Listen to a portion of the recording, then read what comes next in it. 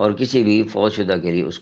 اس کے لیے ایصال ثواب کی دعا کر لی جائے تو یہ محفوظ ترین راستہ ہے کہ جانور کو متعین بھی اللہ کے نام پہ کیا جائے کہ یہ جانور میں نے اللہ کے نام پہ چھوڑ دیا ہے، اس کو میں نے اللہ کے نام پہ دینا ہے، صدقہ کرنا ہے، اور پھر ذبح کرتے وقت بھی اللہ کا نام لے لیا جائے تو اس صورت میں کسی قسم کا کوئی ابہام، کوئی شک شبہ پیدا نہیں ہوتا، بحفاظت انسان کا اعتقاد بھی درست رہتا ہے، اور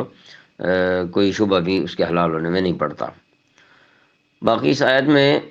چند چیزوں کا نام لیا گیا ہے، تو یہاں پر تمام جو حرام کردہ چیزیں ہیں ان کا احاطہ کرنا مقصود نہیں ہے یہاں پر،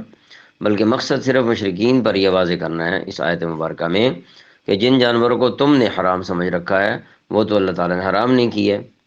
تم خواہ مخواہ ان کی حرمت اللہ تعالیٰ کے ذمہ لگا رہے ہو۔ البتہ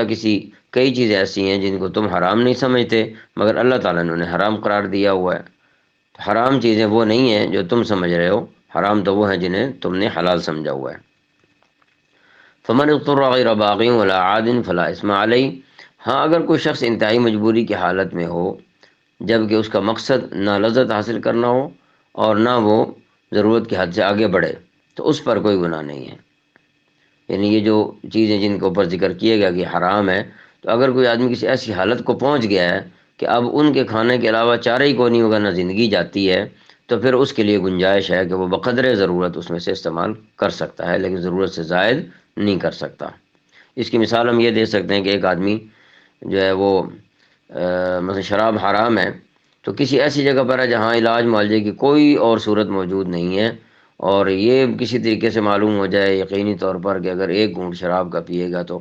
اس کے بچنے کی صورت ہو سکتی ہے وگرنہ مر جائے گا، تو ایسی صورت میں وہ ایک گھونٹ سے زیادہ نہیں پی سکتا جتنی کہ اس کو ضرورت ہے۔ تو بہرحال ایک مثال میں نے دی ہے، تو یہاں پر بھی یہ بتایا گیا ہے کہ جو حرام کردہ چیزیں ہیں ان میں جو بندہ انتہائی مجبور ہو جائے کہ کوئی شکل نہ ہو بچنے کی ان کے علاوہ، تو بقدر ضرورت استعمال کر سکتا ہے۔ اللہ تعالیٰ ہماری توفیق عطا فرمائے۔